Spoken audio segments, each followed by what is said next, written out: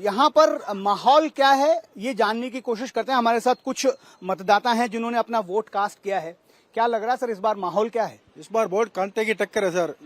वो थलापति विजय है, वो भी पूरा सॉलिड है, तो जरूरी नहीं स्टालिन ही आए। बहुत कांटे की टक्कर है, बाकी तो रिजल्ट आने से मालूम पड़ेगा जी। विजय एक एक्स फैक्टर है आपको लगता है तमिलनाडु में? बहुत सही बात कही है। He is definitely an x factor और इस बार मेरे ख्याल से विजय डेफिनेटली आएंगे सीट पे, मुझे लग रहा है। बिकॉज एक नया खून है तमिलनाडु। डेफिनेटली एक नया चांस चाहिए तमिलनाडु को चीजें बदलने के लिए। Because we see other states like Karnataka, the way they are growing, Hyderabad, Chennai उस तरह से ग्रो नहीं कर रहा है। आपको क्या लगता है क्या माहौल है पूरे तमिलनाडु?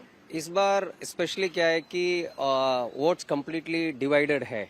कोई पहले हर बार हम प्रेडिक्ट कर सकते थे प्रीवियसली हिस्टोरिकली कि एक बार डीएमके एक बार एडीएमके, बट इस बार ऐसा कोई गेम नहीं है। I feel all three parties have been equally, सबको जहां तक मैंने बात किया है इक्वली आ रहा है।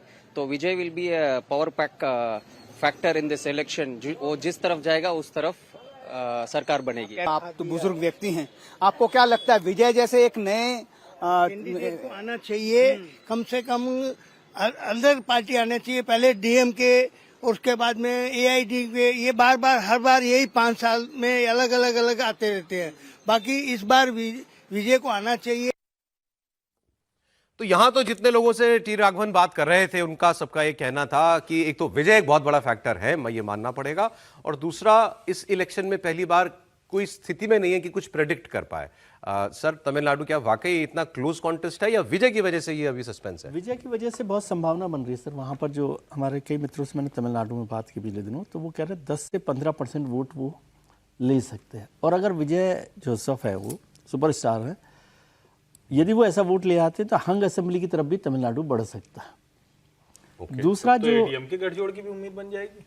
कोई भी हो सकता है, मतलब वो कोई भी हो सकता है कि एआईडीएमके की हो सकता है। लेकिन ये जो सारा हुआ अभी महिला रिजर्वेशन वाला बिल, उसने तमिलनाडु में स्टालिन को मदद कर दी, क्योंकि उन्होंने उसको डिलिमिटेशन के साथ और तमिल अस्मिता के साथ जोड़ दिया। तो एंटी इनकम्बेंसी बहुत थी स्टालिन के खिलाफ, उसको थोड़ा सा बैलेंस करने में तमिलनाडु में उनको मदद मिली। अब विजय कितना मदद कर सकते हैं या कितना वो किंग मेकर होंगे या स्पॉइलर होंगे, वो तमिलनाडु के विधानसभा चुनाव के नतीजे को तय कर सकता है। अभी तो आपको लगता है कि हंग असेंबली ले जा सकते हैं विजय?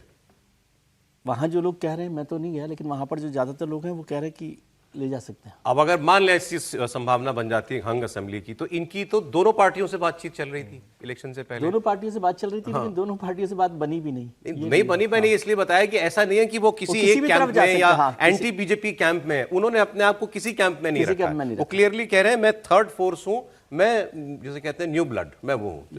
नहीं, इसको अगर दूसरी तरह से देखें और परिस्थितियों के लिहाज से देखें तो भारतीय जनता पार्टी एडीएमके को समझा भी लेगी। और एडीएमके के चूंकि जो है वो ऐसे नहीं है, वो तो मुख्यमंत्री की कुर्सी बदल चुके हैं। अब एक तो हालांकि चले गए हैं उधर ही डीएमके की तरफ। तो इसको यूं देखिए कि जैसे भारतीय जनता पार्टी ने बीएसपी को चीफ मिनिस्टर बना दिया, यानी मायावती को चीफ मिनिस्टर बना दिया, अगर कल को तीसरा वाला मोर्चा यानी विजय की सीटें इतनी होंगी कि उनके साथ अगर एडीएमके यानी एनडीए गठजोड़ जुट जाए और उनको मुख्यमंत्री बना दे तो वो बना देगा।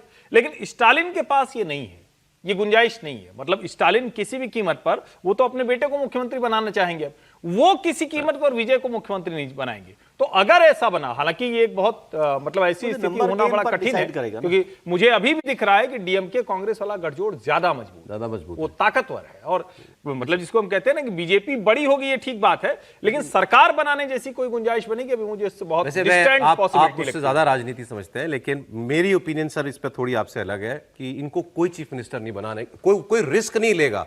वो आदमी सुपरस्टार है, उसके पास एक दूसरे किस्म का पुल है, उसको केवल काम से वोट की चिंता नहीं है कि मैं काम करूंगा तो वोट मिलेगा वाला मसला नहीं है। वो फेस इतना बड़ा है और उसको और बड़ा बना दिया जाएगा। उसके बाद तो फिर तुलना सबका एमजीआर से और उनसे जैसे होने लगेगी। जयललिता, एमजीआर, करुणानिधि सभी लोग हैं वहां पर।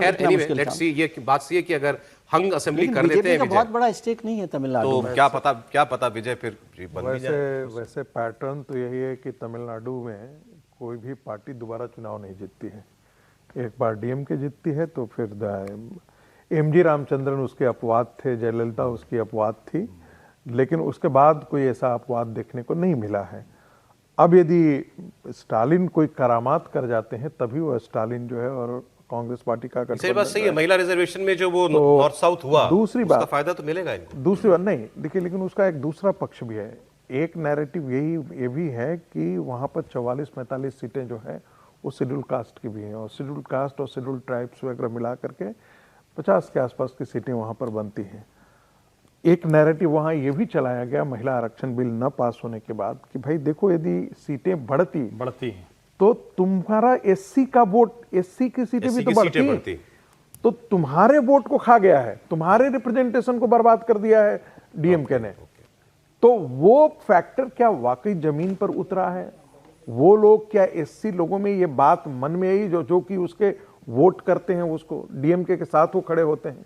वो द्रविड़ के साथ साथ जो दलित मूवमेंट वगैरह जो है, सेल्फ रिस्पेक्ट मूवमेंट जो वहां पर चला था, उसके साथ जो वो खड़े हो जाते हैं, तो वो हिस्सा जो है वो तमिलनाडु का क्या डीएमके के साथ वोट करने के लिए अभी तैयार है, खास करके इन नैरेटिव के बाद।